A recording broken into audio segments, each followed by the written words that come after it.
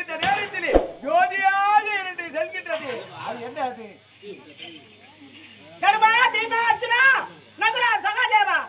ஜோதியாக நட்சத்திரமா வருகிறார். யார் என்று தெரிகிறதா? யாரு? அவன்தான் ஜெயா விஜயா. ஏனென்றால் ஆரம்பத்தில் சனகாதிபதிகளுக்கு சாபத்தை கொடுத்து விட்டார்கள். ஆகையால் பூரகத்தில் நீங்கள் கொடியை அரக்கராக பிறக்க வேண்டும் என்று சொன்னார்கள். என்னிடத்தில் உரையிட்டார்கள், சுவாமி எனக்கு அந்த முனிவர்கள் ஆபத்து ஏற்பட்டு விட்டது, நீங்கள் தான் காப்பாற்ற வேண்டும் என்று உரைத்தார்கள் சனகாதி முனிவர்கள். ஜெய விஜயாக்கள் அப்போது என்ன சொன்னீர்? ஜெயா விஜயா, உனக்கு 7 பிறவி வேண்டுமா 3 பிறவி வேண்டும் என்று கேட்டதற்கு, சுவாமி 7 பிறவி என்றால் என்ன, 3 பிறவி என்றால் விளக்கத்தை கேட்டார்கள். 7 பிறவி என்றால் என் பக்தர்களாக என் அடிகளாக பாதாரம் அடைவதற்கு எத்தனையோ ஆண்டுகளாக தவம் இருக்க வேண்டும். ஆனால் 3 பிறவி விளக்கம் என்ன தெரியுமா? எனக்கு எதிரிகளாக நீங்கள் பிறக்க வேண்டும். எதிரிகளாக பிறந்தி என் கருத்தால் அழிந்தால்தான் உனக்கு மோட்சம் என்று சொன்னி. ஆகையால் அதை பாத்திரா நட்சத்திரமா வந்து கொண்டிருக்கிறார்கள் அல்லவா, அவர் தான் ஜெய விஜயாக்கள்.